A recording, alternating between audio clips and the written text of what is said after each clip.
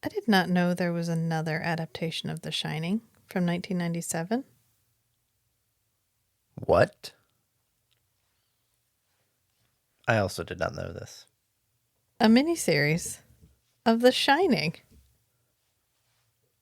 Well, shit. The book is really good. Have you ever read the book? I have not. The Shining, the book, is not The Shining, the movie. Hold on. Maybe I'm thinking of something else. But I vaguely recall watching, like, the first episode of it or something. This was the first miniseries to be produced on the Syfy channel. The Shining was? No. Dune. Dune? Okay. Yeah. Followed by Taken, which I think we've talked about. It's really good. And then Children of Dune. Welcome back, friends. Welcome back. It's time for another episode. An episode of Strange and Beautiful Book Club, Deep Cuts. Dune Edition.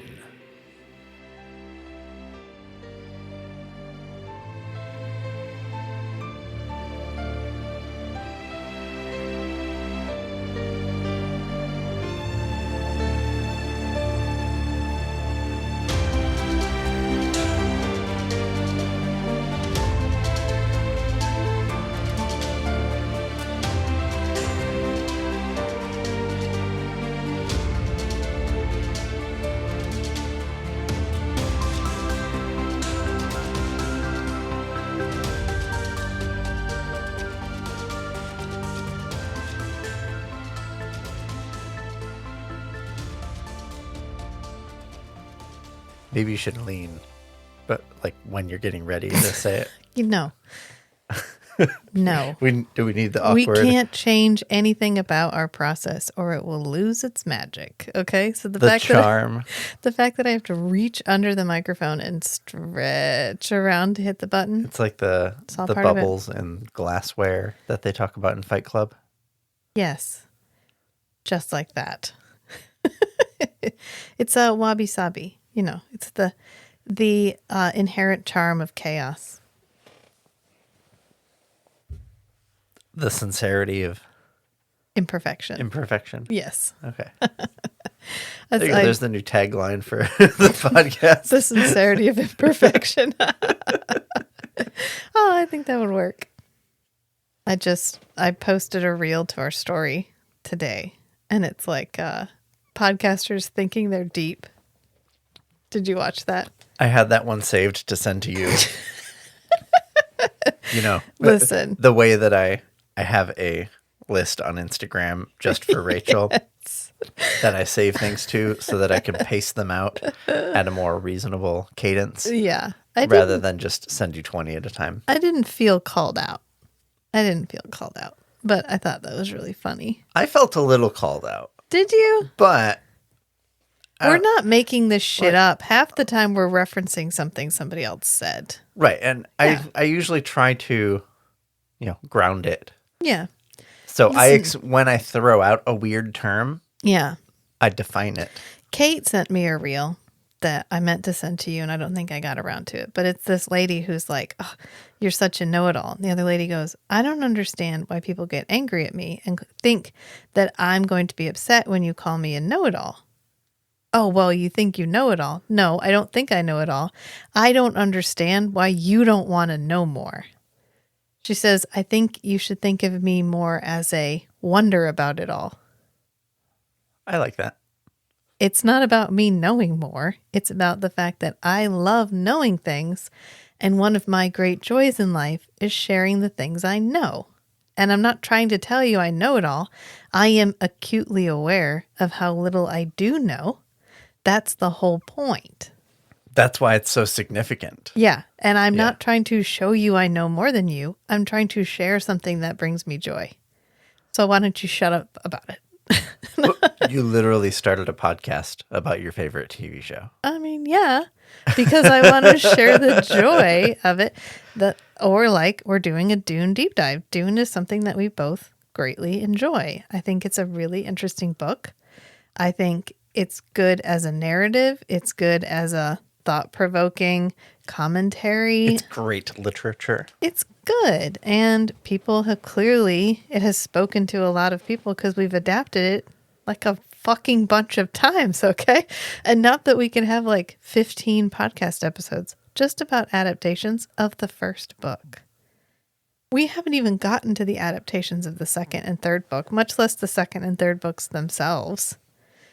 But we're here to wrap up the sci-fi miniseries from 2000, Frank Herbert's Dune, with the third and final episode, which is like an hour and 40 minutes long. These were 3 movies. Yes, 3 movies played on the Syfy channel. Yeah, and I think I mentioned it. Maybe I'll leave it in. I don't know. But this was Syfy's first miniseries that they produced for the show, or for the channel. Followed by Taken, which is another great miniseries. Maybe we'll do that one next. But I think it's a solid first outing. This is a solid wrap-up. Is it the strongest episode of the 3? I would argue probably not. But it's fine. It's good. It gets us where we need to go. We talked a lot in the second episode about how they bring a lot of the conflict from the third part into the second part, because otherwise the second part is a bit dry. The problem with that is we don't have anywhere to go. Right. We've already set all the hooks. Yeah. In so episode 2. Yeah. We've set all the dominoes up, and first we got the dominoes, and then we put the dominoes, set them up, and then the third episode is really just knocking down all the dominoes. I would argue we had the most fun watching this one because there were plenty of riffable scenes.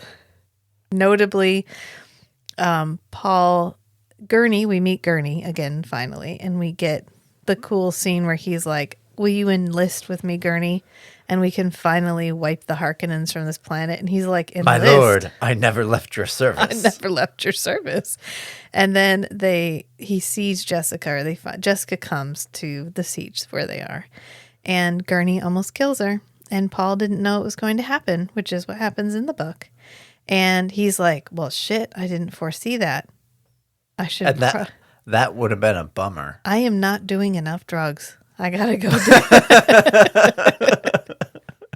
I have got to do more. I am through with this gateway bullshit. I need to hit the hard stuff that can kill me if I'm not careful. Yeah, that's exactly what he needs to do. And that's exactly what he does. He runs off. He gets the water of life.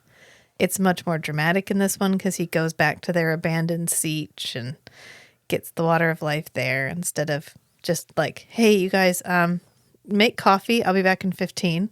Just dips out to go get it. And he takes the water of life. He's sitting in the hands of the Mahdi statue that we talked about earlier. And we like pan around him. And when we go behind him, we see what he's seeing, which is that like prescient space. Yep. And we're getting really heavy use of our like colored lighting themed. Oh yeah, lighting totally off the chart in this episode. Yeah. They were just like, fuck it, blue, green, red, you get them all at the same time. Sometimes none, sometimes all of them, sometimes just bright natural light, whatever. The lighting is impeccable in this episode, as it is in the first 2. But he kind of comes back enough after seeing like his vision of the future. The jihad, he's kind of seeing, like, we're not really seeing clearly what he's seeing because we've already had a vision where he saw like green grass spreading across Dune, and we saw worms like waving in the wind. Yeah, I don't think we actually see him take the water of life. No, we don't see him drink it. He leaves the room where Jessica and Gurney had their kerfuffle. Yeah. And then we don't see him again until Chani shows up and he's laid out in the bed. We see him when Othium comes to find him. Because Othium's like, that's looking earlier. for him. He's off. He's taken a huge amount of spice to try to see farther, and he's meditating. And Othium went to look for him, but he hasn't taken the water of life yet. That's when he's taken the water of life. That's what he's doing after he sat in the hands. That's why he passes out. Do we need to pause it and go watch it again? I think we do. Okay, because that happens way before. Let's go. Big snack energy. All right, so we went back and watched it. And damn you, Rachel. And your perfect recall of movies. Sometimes. In this case, yes, because I freaking loved this miniseries and I watched it like a bunch. So, indeed, Gurney tries to kill the lady Jessica. And gets embarrassed. yeah, he gets like he was ever going to be able to get away with killing her. I don't know what he thought that was going to, I don't know. But that aside, Paul. Yeah, like she would let him. Right. Paul. She only let him do that because she trusts him. Paul finds them together and he's like, holy shit, I have not done enough drugs. And so he just dips and he goes back to the abandoned siege. Yes. And we like see him look down at the sand pool that has the baby worm in it. And then Othium is trekking over the sand with this thing dragging behind him to cover his footsteps, which I think is pretty cool. And then he looks over at the siege and there's like clouds gathering in the sky. This is a little much. One of the things that I like about the book is that Paul is a man who believes he is a god, but who is not actually a god. So anytime we skirt up close to the things that are happening to him are supernatural in an exterior way. Right, they're affecting reality. Yeah, that gets a little. I picked it up as, they're all a little prescient. They're kind of linked. Okay. And Paul's vision was like so intense that even Othium was picking up on his vibes. I get it. He goes in there, he sees Paul sitting in the hands of the statue. And he's having like a transcendental experience because we kind of pan around his face and we realize what he's seeing isn't the siege. It's that same like in between space. The place that the Bene Gesserit cannot look. Right. But he's looking real hard. And then we like pan back around and we get the full light spectrum, including red, which I suppose is our first hint that Paul is actually Harkonnen, because this is when he figures it out. He tells his mom that like pretty much as soon as he talks to her again. He's like, yeah, so how do you like the fact that your dad's the Baron Harkonnen, which makes me his grandson? How you like them apples? Yeah, and right about this time we get a snippet of the Baron doing his like temple rubbing thing. Yeah, this is another thing that I'm like, oh God, 2000s. You were such a treasure because apparently hand gestures are genetic.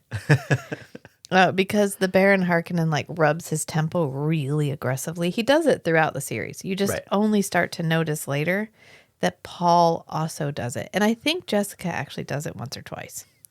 And they just like rub their like eye temple area right beside their left eye. And apparently that's like, it's passed down in the genes. Yeah. It's what does she call ancestral memory? A dob, where you can literally. What was a dob? It was the. Let me look it up because I think it'll be helpful. While you're looking that up, I think I might put together a collection of the best hats from this series. A dob, the demanding memory that comes upon you itself.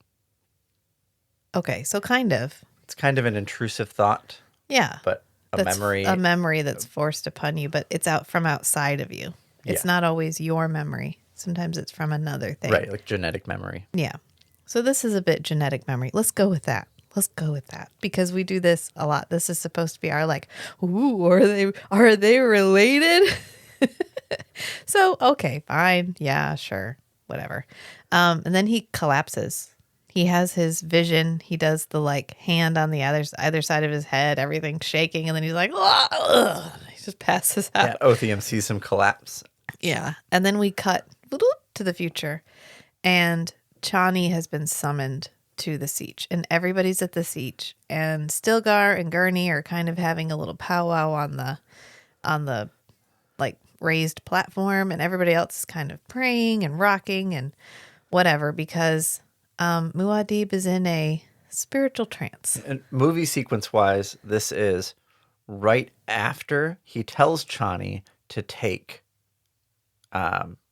their son and go to the southern siege. Yeah. And just to be protected. Right. And then we have the scene with Otheum, and then the next scene is Chani. Yeah, and showing she's up. coming back with a cool hat, which is why I mentioned the hats. And we get a nice turnaround because in this adaptation, we in no way obfuscate how much of a bitch Lady Jessica can be. Right, it's for the good of her son, though. I feel like she gets pedestaled in the first book in a lot of adaptations. They're like, oh, she is like she's like Christ mother. She's like Mary, mother of Paul. She's like, this divine being who, she defied orders and had a son out of love. Well, this one act of love ends up killing like billions and billions of people because she sets off the jihad. But Oops. And we really kind of gloss over that. But in this one, we let her be the judgy bitch she is.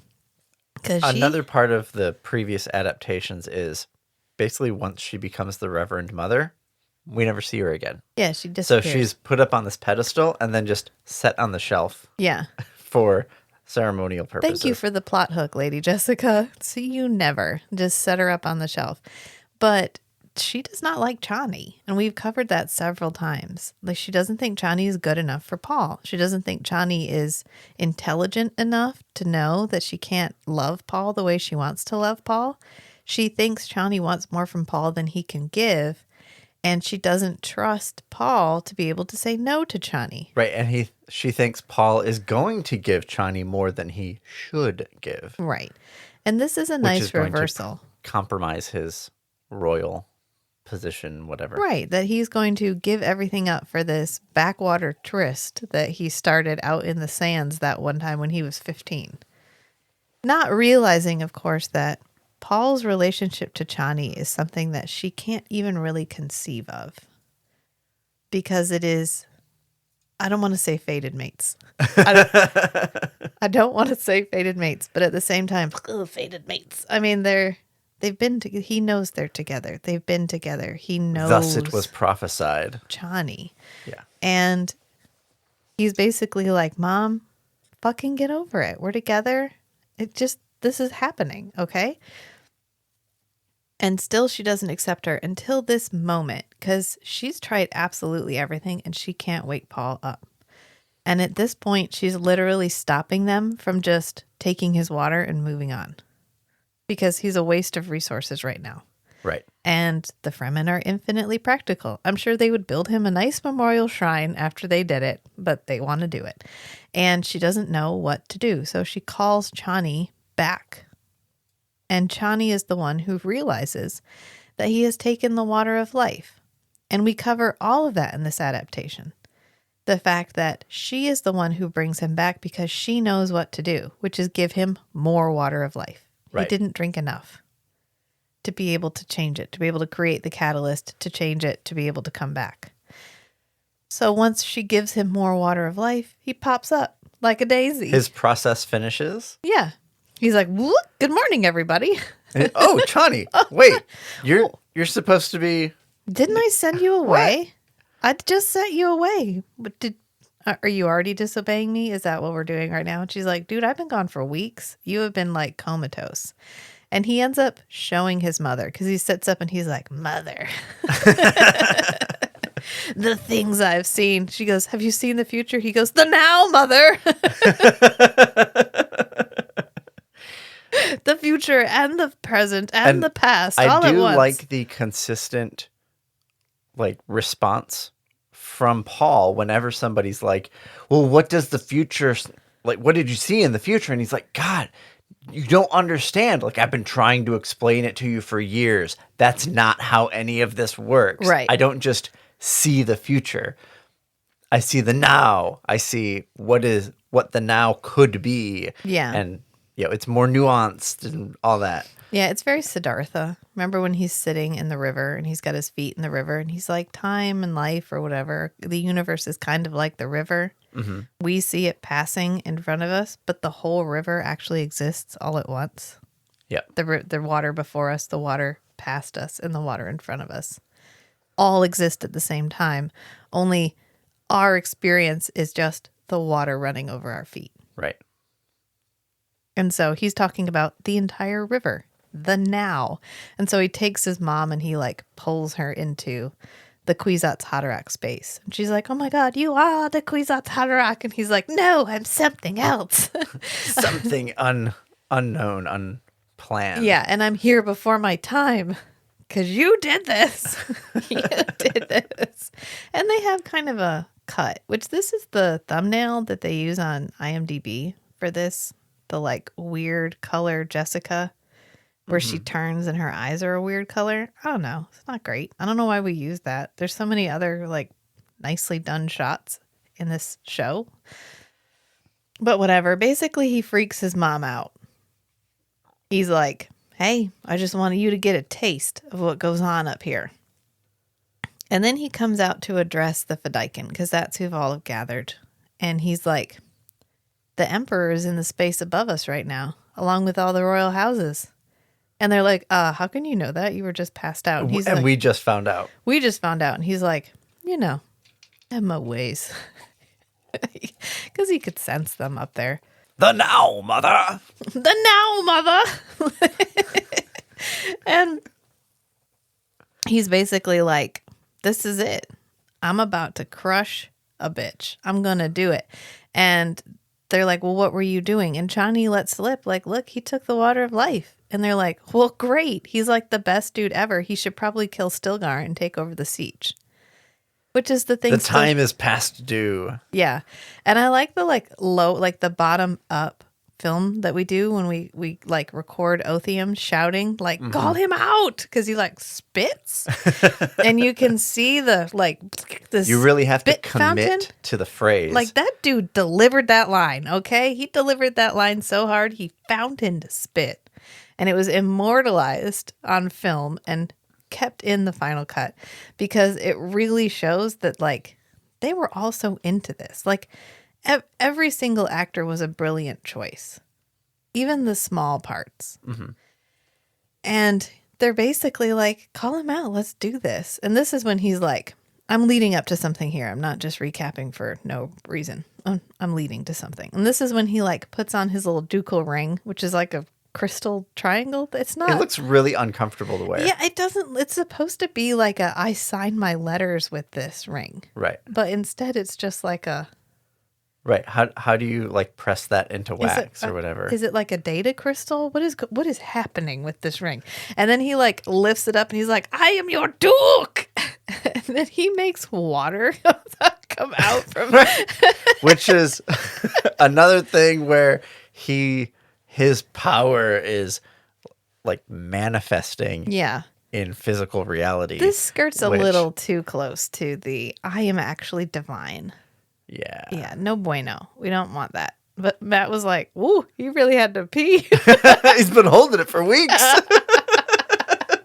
And it just keeps going and going. And this scene was so long after he said that. It was just like awkward to do there. He's just like, he's making like a strain face too, because he's calling this water from wherever he's calling it from. There's probably like a couple of Fremen throwing buckets down behind They're him. just draining the the basin where they drown the little maker. Out through the hands. And Paul didn't drain it when he was done. And so they're like, oh, okay. Fine, whatever. We'll just drain it right now for dramatic effect. I don't know. Or he had to pee. Who knows? But again, this is kind of like at the end of the David Lynch one where he makes it rain. Mm-hmm. And it's too on the nose. Every other adaptation choice up till this one was brilliant.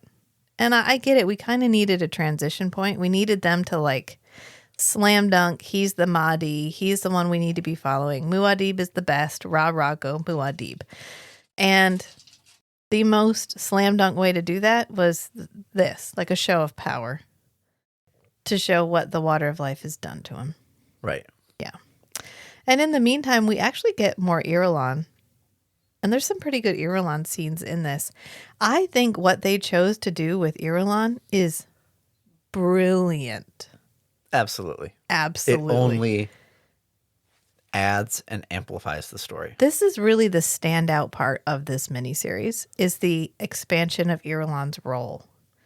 Because she's talking to her dad because Raban has been squeezing Dune and Paul has been raiding Dune and shit's fucked up. Shit's fucked up right now. Arrakis is not productive. Yeah, it's making some, but it's not making a lot. I mean, the spice is kind of flowing, but it ain't flowing like it used to. It's a trickle. And I mean, this shit's important. They can't let this go. And the Emperor was really relying on the Baron to handle his shit. That's why he backed him. That's why he threw in his chips with the Baron. And he's not coming through. And there's not really anything the Emperor can do about it without exposing his own role in what happened to The the Atreides. So we get this really interesting exchange because there is a lot of intrigue in the book that you have to try to convey if you want to convey it at all. If you just copied the scenes, they'd be so dry, you would die. It'd be like a 7-hour-long movie of conversations.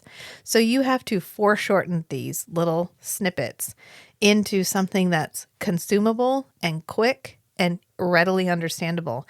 And they do an excellent job of summarizing the full extent of what is happening in just a couple of exchanges with Irulan. Right.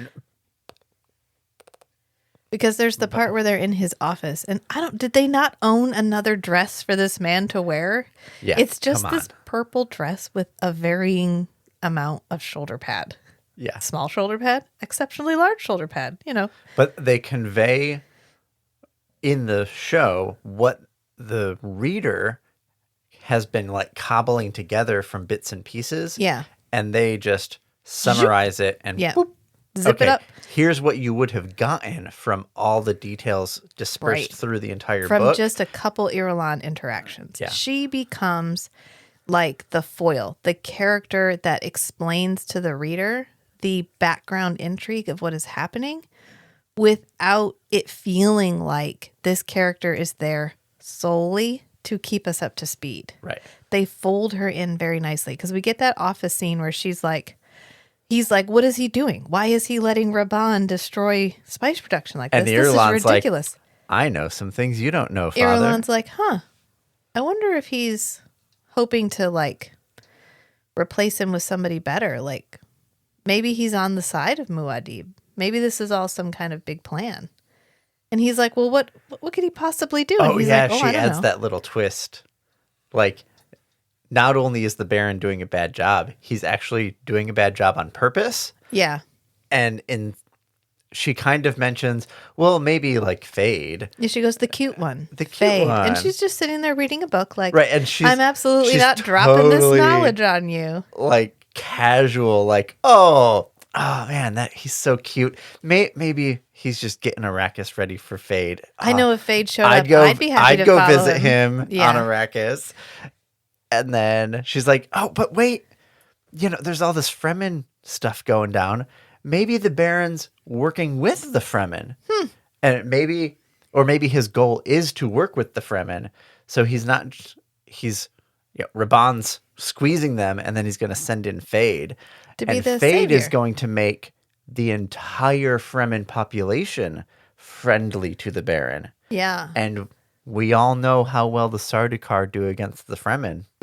Isn't that interesting, Father? And then she goes right back to her book. Yeah. And her dad, storms off. He's like, I think we need to bring the Baron here. Summon the Baron here. I need to have a conversation with him.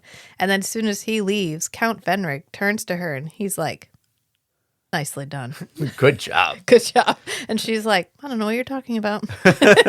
I've been trying to tell that to the Emperor for years. Yeah, but literally just by taking this one character who already exists, we didn't even need to make her up. We could just pluck her from the story, give her a far, far, infinitely larger role, because really Irulan doesn't have a role in the book. Not really. Except as a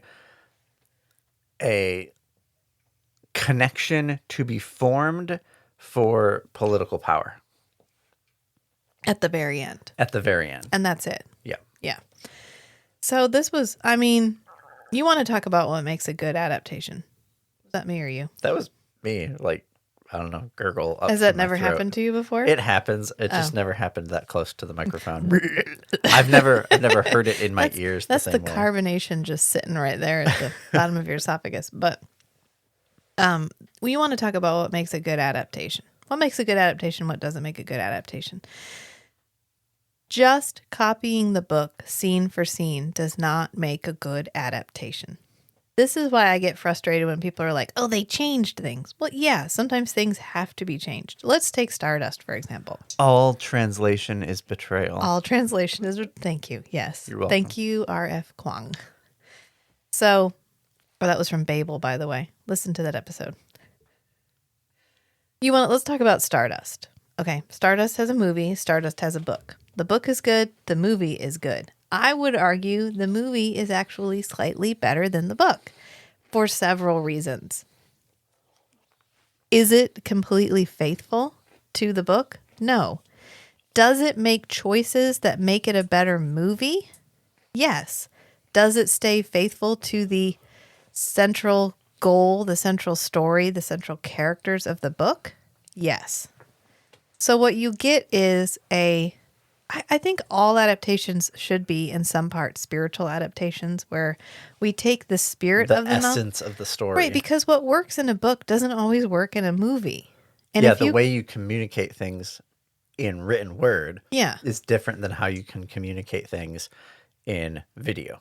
But what you have to do is convey the same feeling to the viewer that the reader felt while reading it. Like when Jodorowsky said... He said, you know, that feeling of like when you take LSD and you hallucinate. Yeah. I want the viewer of my movie to experience that same thing without having to take the LSD. Right. Sort of like that. Yes.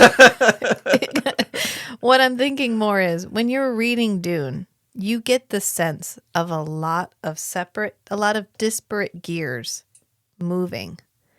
And all moving at first in this very delicate but intricate machine. And that you are only privy to some of the gears, but that there's so much happening and everything is connected. And you get the sense that this world is huge and complex and deep and mysterious. And that you are going to get a glimpse of the intrigue that happens, of the way that the gears have to move within each other in order to stay in stability. When you make a movie, it is impossible to convey in the same way the sense of scale and intricacy and delicacy that you get from the book.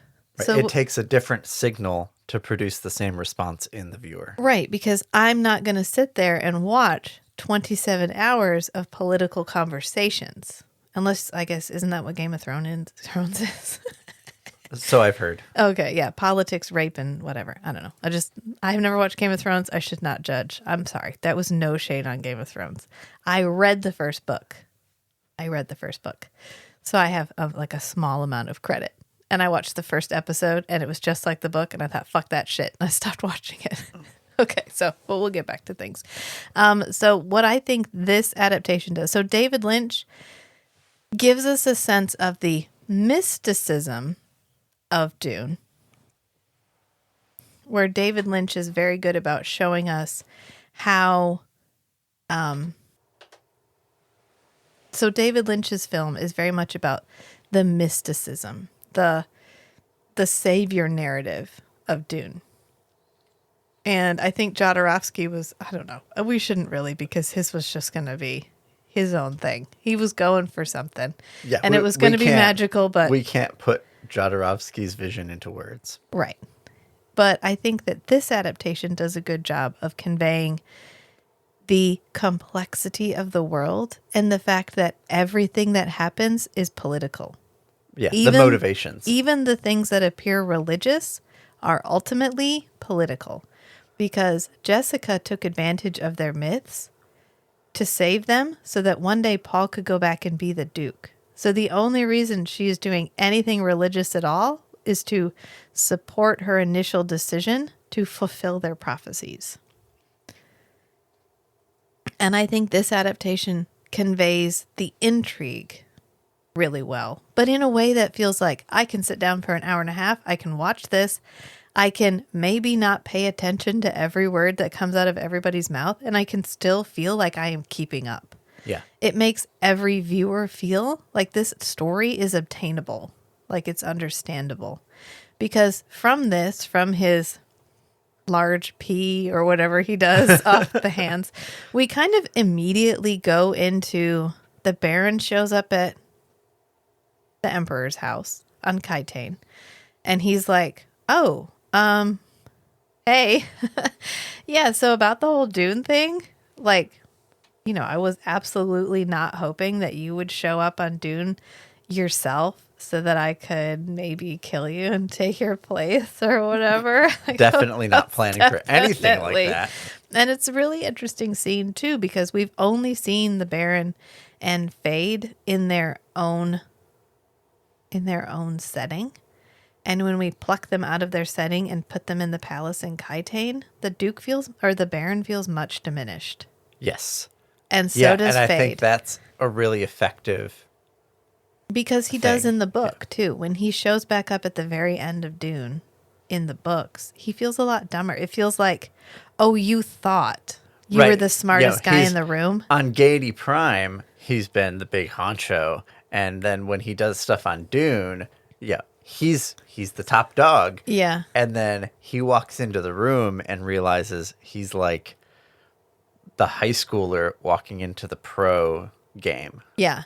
Like he thought he was real smart. And then he meets the Emperor, and the Emperor is like, thanks. There's a line from The British Being Human where the old ones show up. It doesn't matter the whole context, but the guy is talking to this young vampire who's been trying to like arrange this whole controversy to like make it easy for the old ones to come in and take over power or whatever. And so he's trying to tell them about it. And he goes, why do you bring me this stupid plan and present it to me like a child giving me excrement?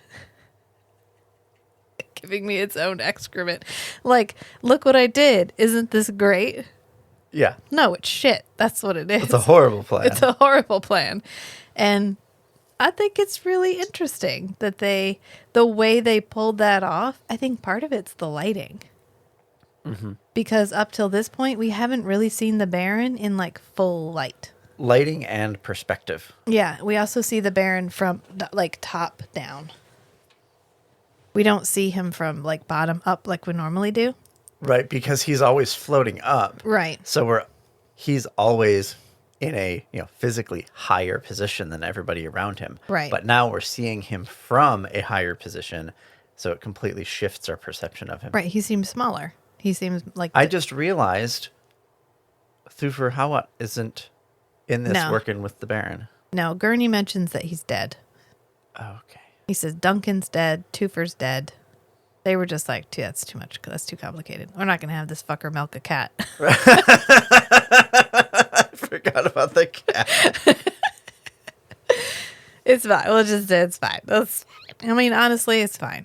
It's good. The things we intended. It's fine. It's just it's a good cut. That kind of like in the book gives the Baron a crutch. Yeah. Since Piter's gone, he has a mentat to lean on. Yeah. Not despite so much the fact that I think he would tell people that he doesn't need a mentat because he's smarter than a mentat, right? Yeah. But he actually does need a mentat if he actually wants to pull stuff off. Right. And so I think in this adaptation, we kind of get, like the Baron with a mentat was able to pull off the whole Atreides thing. Yeah. But then after he loses his mentat, he tries another scheme of the same scope, and it just falls apart. Right. Yeah, I mean, of the things we chose to include and chose not to include, I'm fine with it. I love, however gross it may be, that we do include the Baron's proclivities. Yes, but it definitely reinforces the character. We age up his partners. Yes. Thank God. I don't think I could have watched Child child activities Yeah. on TV. But the fact that we just let him be like into young men is great. I know in the book it's part of the whole villainous package. The child part. Yeah. Not the men being attracted to men. That's fine. I'm not sure Frank would have thought it was fine. I don't know, Frank. I can't speak to that. He was making sure it felt villainous by using children. Right. I don't know that the miniseries really portrays this as being villainous. I think they just include it. Because it's always the same character. So it's like he has a favorite slave. Right. And it's not a child. And really, it's just so... I think so they could include that little nod to the book. Mm-hmm. And so we can have the scene where Fade tries to kill him. And the Baron calls him out. And the Baron calls him out on it. Which the reason he knows that, it reminded me of that because Twofer tells him. Right. He just knows. He's like, do you think I'm that stupid? And Fade's like, well, shoot. I kind of hoped it would work. He's like, what does he say? He's like, your quality goods or your good material, Fade. And I hate to waste good material. Yeah. So quit being a fucking idiot. Okay? And Fade's like, you need me here.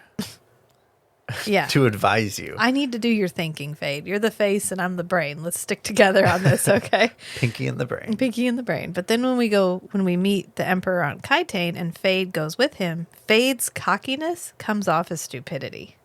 Because his cockiness on Gady Prime comes off as like assurance and arrogance. But as soon as we take him out of his setting, he just comes off as like dense. Because he tries to talk to Irulan. We get like a mirror scene. Because he's not reading the room. We get a mirror scene, which is another reason why... I noticed this. So at the very beginning, we had the window with Paul and Irulan, and they sparked. And that's like great. They zinged. And that really, adds to the story. Right. Because of the dynamic that's going to come up at the very end. Right. And then Fade is like, oh, I'm just as good as Paul ever was. And so he comes in like, hey, Irulan, how you doing? Well, she did go out and try to seduce him a little bit. Yeah, so he shows up and he's like, hey, baby, look how hot I am. And she's like, hi, Fade. Bye. Bye, Fade. It's a very good... And so we have that similarly framed scene where they're in front of a big circular window, except they don't zing, they zonk. Yeah. And she leaves. Well, she's like, says something about the House Atreides and like the fall of the House Atreides. And she's like, remind me sometime to tell you about the ancient legend of the Phoenix. And then she leaves, and he's like, okay, whatever you say. Because the difference between Fade is he talked to Irulan. He was interested in Irulan. Fade is interested in what Irulan is, what she can do for him. Right. And he goes back to the Baron, and the Baron's like, yeah, that was great. You did a good job flirting with her. Get in, get that, hit that, because if we can get in... That's a nice backup plan. That's a nice backup plan, Fade. I like what you're doing there. Not realizing that crashed and burned. Right. That did not work out for anybody. Neither of them were picking up all the signals. No, not at all. And this is when they end up going to Dune because we have this whole exchange around this table. Yeah, I think the Emperor takes both of them to Dune. Yeah, because we have this like meeting where everybody's talking about Dune and about what's happening on Dune. And the Emperor says something about summoning all the great houses. Yeah, and the Emperor is basically like, shit's worse than I thought. I need to go squash this Muad'Dib dude. Because the Baron is like, oh no, he's just a religious fanatic. It's fine. Don't worry about it. And the Emperor is like, yeah, it's funny how religious fanatics tend to become martyrs.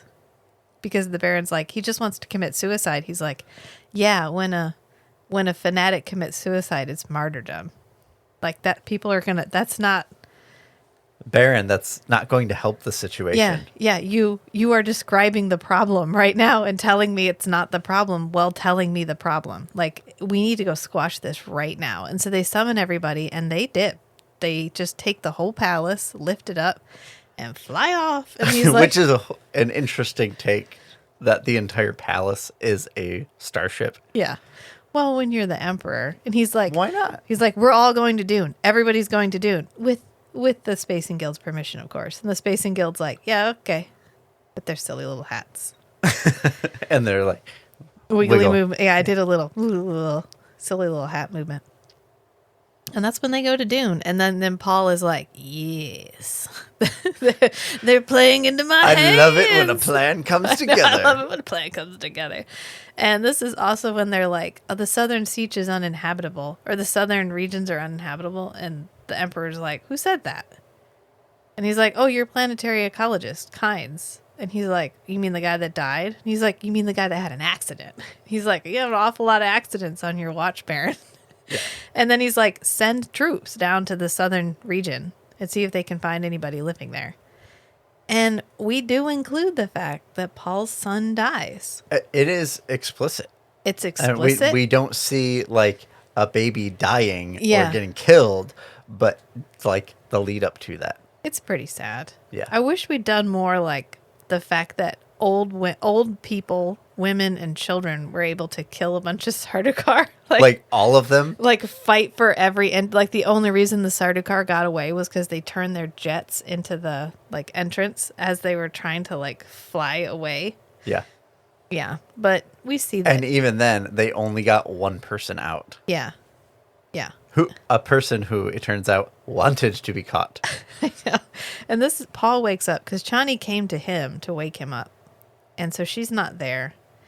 And Paul wakes up and she goes, "What? What happened?" And he's like, "Our son is dead. Our son died." She's legitimately sad. We do a really good job of like grieving for this child.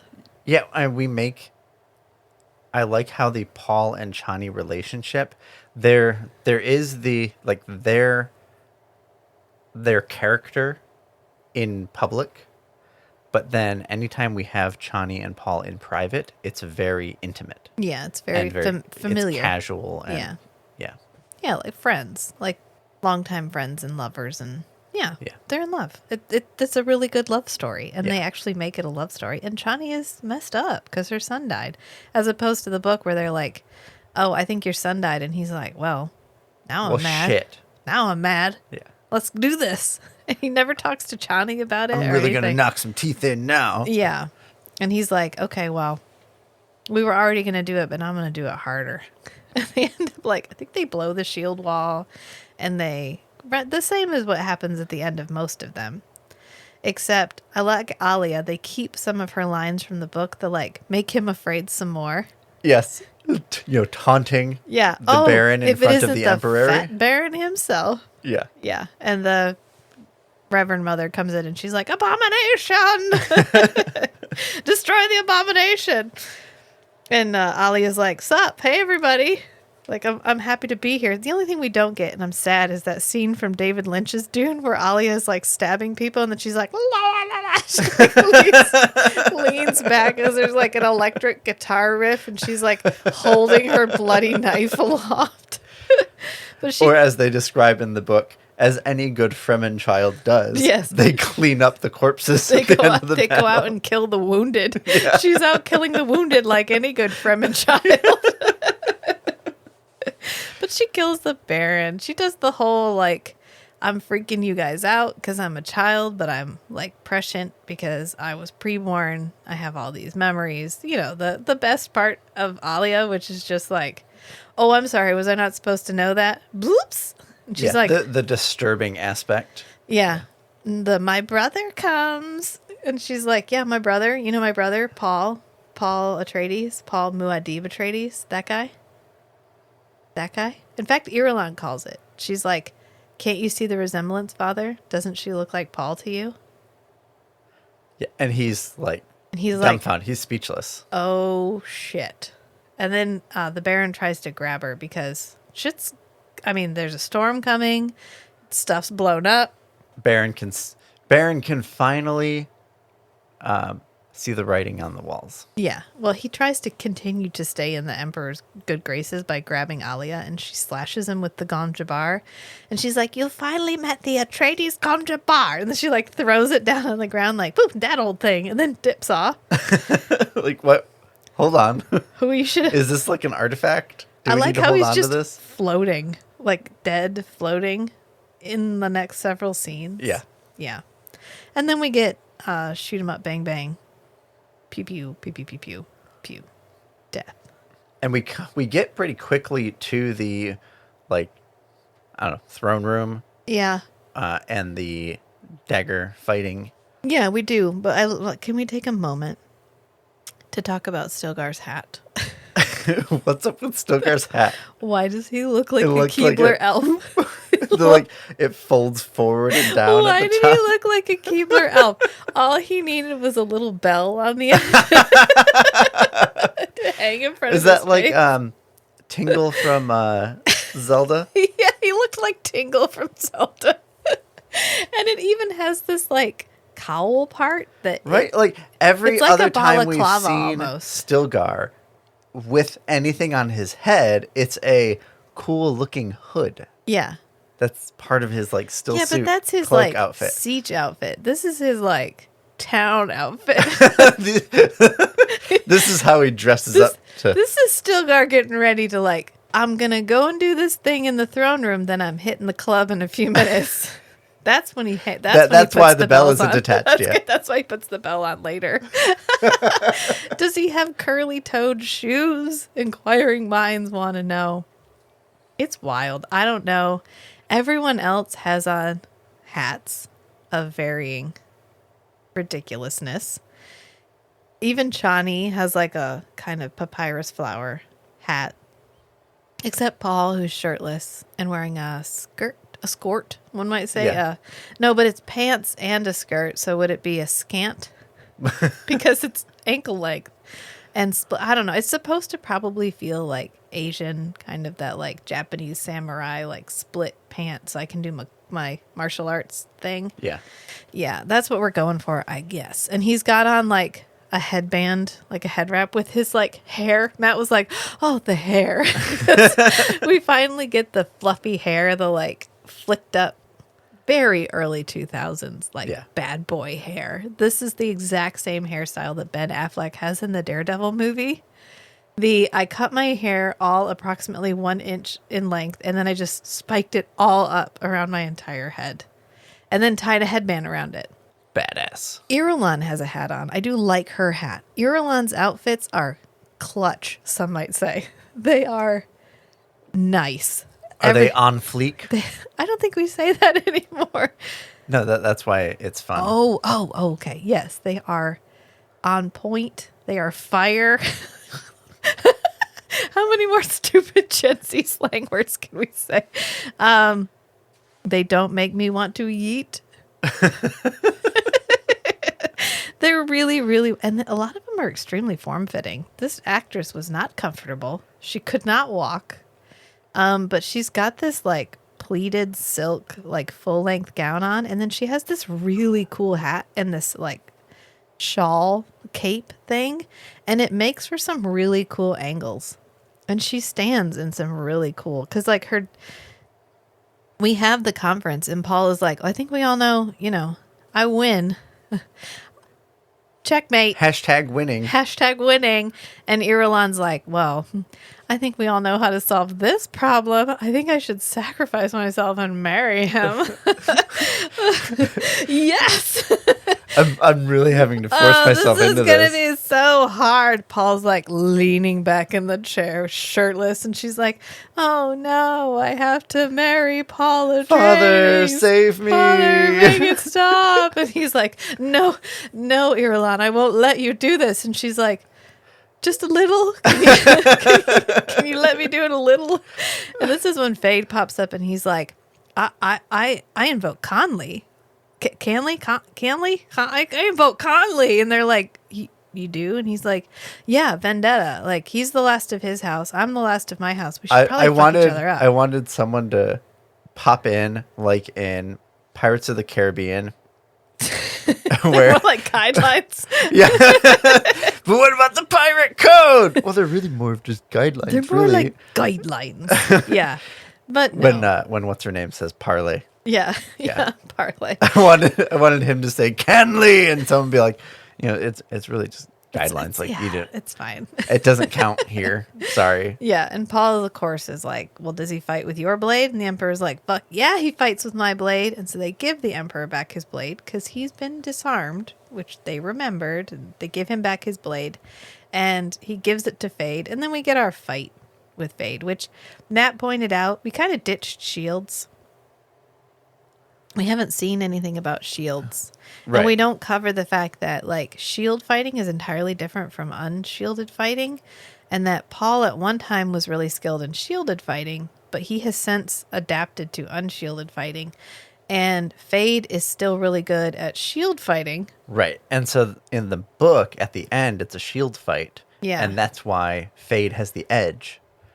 And that's why he uses the hip dart thing. Yeah. Because he can get in close and move that in slowly. Right. Rather than depending on his dagger in his hand. And I always want it to be like a little actual needle instead of like a spike. Because Right. it's supposed to be stealthy. Right. It's supposed to be a secret thing. Yeah. That he can stab you with and then pull back and nobody even knows anything happened. Yeah. Hypodermic. That's the word I was looking for. I always wanted to be a hypodermic needle, but it's never is. It's always this giant hunkin' thing. I guess so. It's so you could see it. Yeah. Yeah. And so, of course, he loses. He gets stabbed in the chin. And then Paul's like, great, Irulan, you're with me. And Irulan's like, oh, no. Father, save me. Oh, that was terrible. It was a lot. Oh, I don't have to ever talk to Fade again, thank God. He's never going to come creepy talk to me when I'm at the water cooler anymore. And we get this really cool shot because she walks into the center and then she flicks her cape over her shoulder. So we get this really cool narrow silhouette. And then everything around her fades except this spotlight on her. And so we get this really cool, like, the lighting sense of isolation just by changing the way she's lit. And we get the line of, like, I hope she finds solace in her books because she'll have little else. And, you know, history. Yeah, you know, Jessica's line to Chani. Yeah, you may call us concubines, but history will call us wives. And we get Chani walking up to Paul, and that's the end of the show. Fiend. So what is your overall thoughts on the Frank Herbert's Dune? I really liked it. Yeah. I mean, the only other real adaptation we've discussed is David Lynch's. And, I mean, the bar was low. Yes, that's fair. The bar that's very for fair. adaptation and it's interesting was low. how long it took for anybody else to even attempt to do a better job than the 1984 Dune. Yeah. 13 years? 1984, so 16 years. 16 years. Yeah, 16 years. Wait, was it 84 or 87? I think it's 84. Okay. Because we just watched Lost Boys. That's what you're thinking. And Lost Boys came out in 1987. That's right. But 1984 is Dune. And so 16 years. And the book itself is written in the 60s. So it's 40 years after the book itself is written. The fact that this book has that kind of lasting power. Although if you think about it, The Lord of the Rings has had that many sporadic adaptations. Because we got The Lord of the Rings Lord animated. of the Rings was also published in 65, or at least Fellowship of the Ring. I'd have to look. It was the 60s. When we do our Lord of the Rings deep dive. Oh, God. I mean, not in a bad way, just like, that's a lot. I know. Well, you know what? That's what we're in for. That's what you guys are here for. Are we going to go through the entire 15 books of the lore of Middle-earth? Honey, we don't do anything but go deep. Balls deep. The Lays of Balerion. I mean, I think it's good. I think even with the small amount of CG there is, that is not great, but it's okay. Don't get bogged down in the special effects. I know I've stood on that soapbox before. I feel like I've stood on the soapbox before. But it's one that I feel is really important, is a lot of these older stories are great stories. And you get stuck on the special effects and you don't experience the story itself. You miss out on so much. Yeah. Refine your senses to focus on the relevant aspects of the story rather than the flashy parts. Yeah. Of the film. I was trying to, I just articulated this to Matt earlier, as I was trying to think about, like, when I watch a new movie and the CG is shitty, I get angry. When I watch 2000, miniseries and the CG is shitty, I don't give a shit. I don't care. And I was thinking, well, it's kind of like this. If I know I'm getting McDonald's for dinner and I get a McDonald's burger for dinner, it's perfectly fine. If it's an adequate burger, it's fine. If it's a great burger, that's even better. If it's it's cold and I need to microwave it, it's fine. It's cool. Right. It's You a knew you're getting McDonald's. I knew what I was getting. I got what I thought I was getting. Dunzo. If I'm going to a brand new movie and I'm expecting a steak and I get a McDonald's burger, I'm fucking pissed. I came out for a steak. You got me out here by telling me I was going to get steak. And instead, you gave me a McDonald's burger. I'm not happy. Can I be happy with a McDonald's burger? Yeah, if that's what I'm expecting. But not when you set my expectations up to be something else. So just remember, you're getting McDonald's for breakfast or dinner or whatever. And don't worry about it. Enjoy the story for what it is.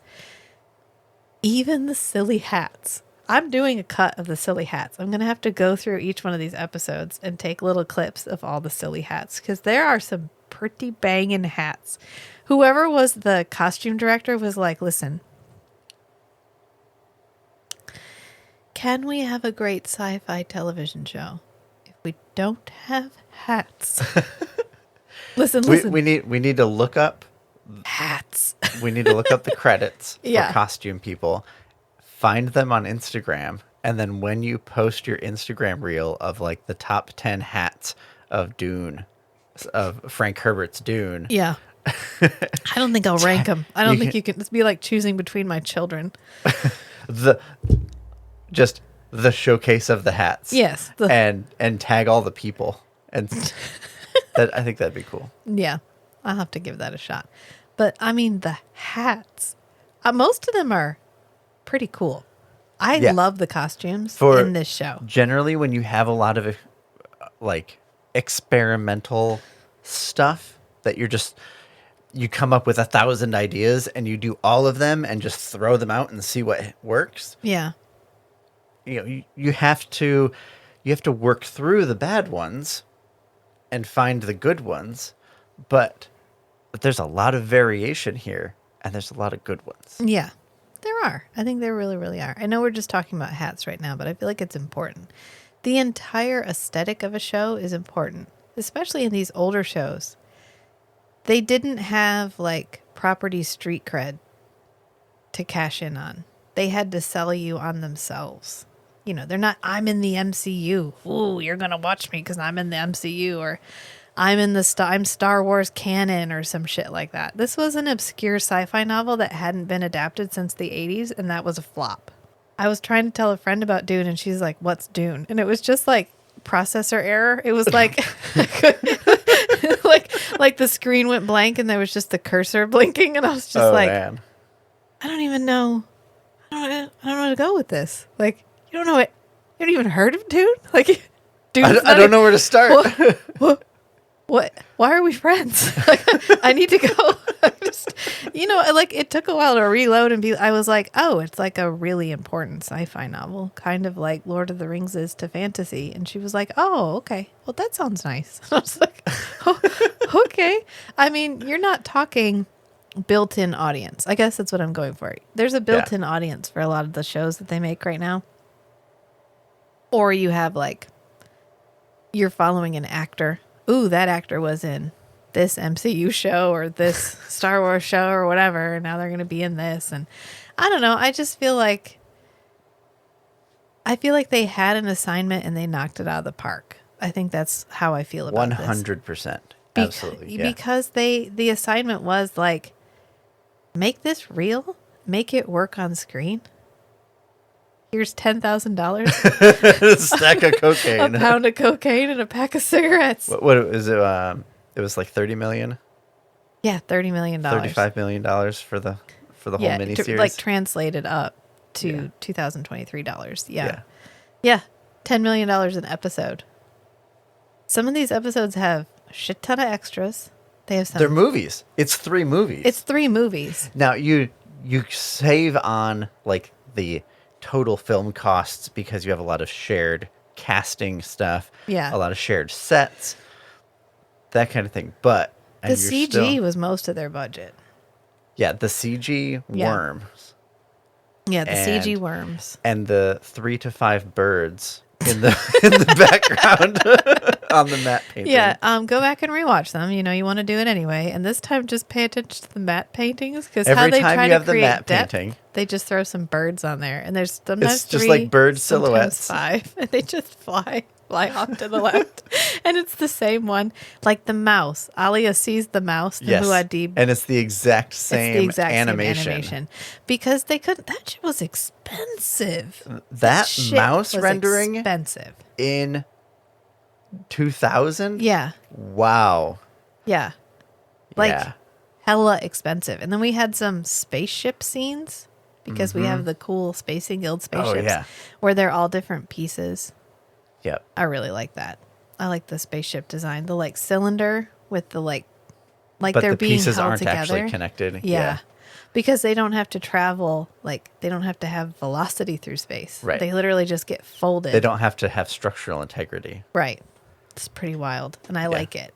And we have a couple of, like, long And it shots. implies. And the sand explosions. Yes. Sand explosions that we recycle like a bunch. It was better than the 1984 Dune scene where they had the camera like 8 inches off the ground and they're just like panning over the slowly sand. over the sand.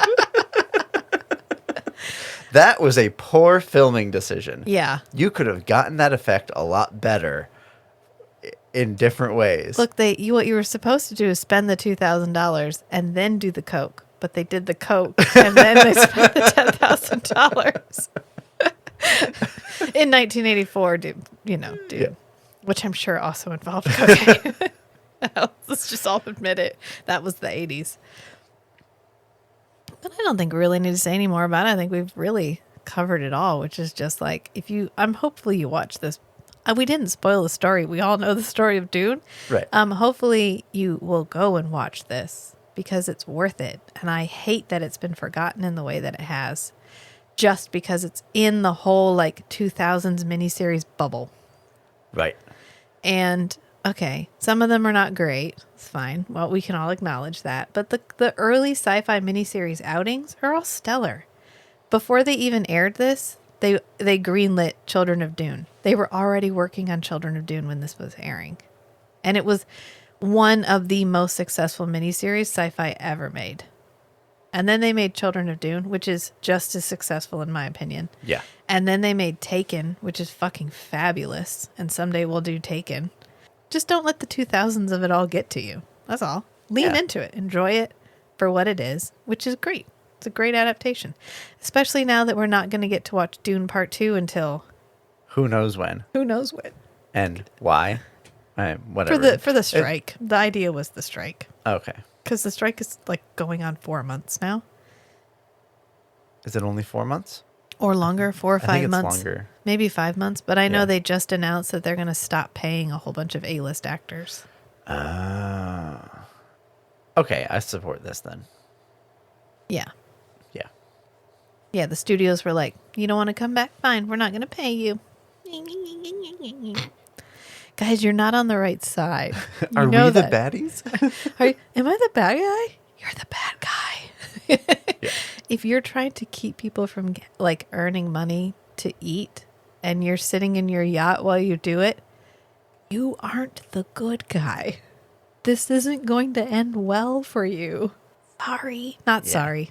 Hashtag not sorry. Yeah. Yeah. Okay, so we can draw this out a little bit. But the saga of Dune is far from over.